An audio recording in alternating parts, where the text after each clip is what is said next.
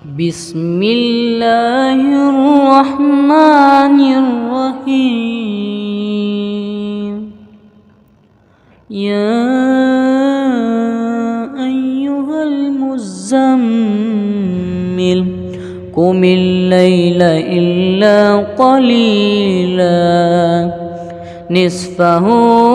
أو انقص منه قليلا أو زد عليه ورتل القرآن ترتيلا إنا سنلقي عليك قولا ثقيلا إن ناشئة الليل هي أشد وطئا وأقوم قيلا إن لك في النهار سبحا طويلا واذكر اسم ربك وتبتل عليه تبتيلا رب المشرق والمغرب لا إله إلا هو فاتخذه وكيلا واصبر على ما يقولون واهجرهم حجرا جميلا وذرني والمكذبين أولي النعمة ومهلهم قليلا إن لدينا أنكالا وجحيما وطعاما ذا غصة وعذابا أليما يوم ترجف الأرض والجبال وكانت الجبال كثيبا مهيلا إنا أرسلنا إليكم رسولا شاهدا عليكم كما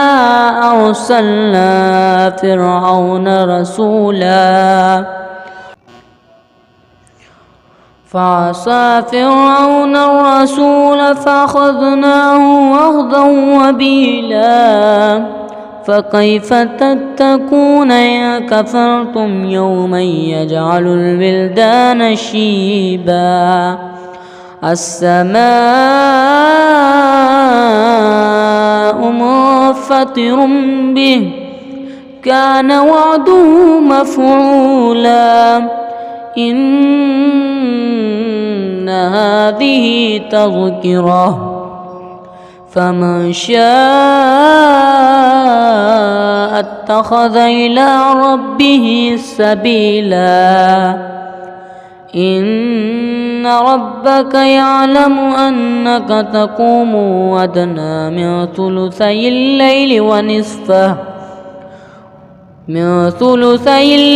ونصفه وثلثه وطائفة من الذين معك والله يقدر الليل والنهار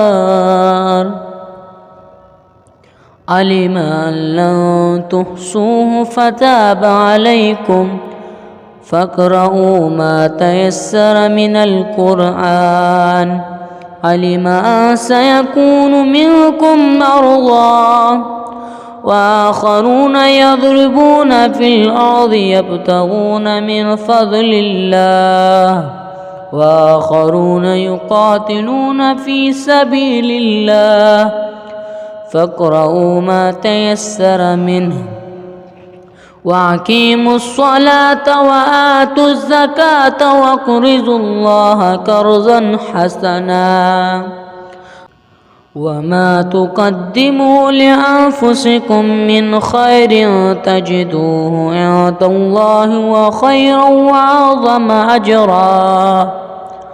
واستغفروا الله إن الله غفور رحيم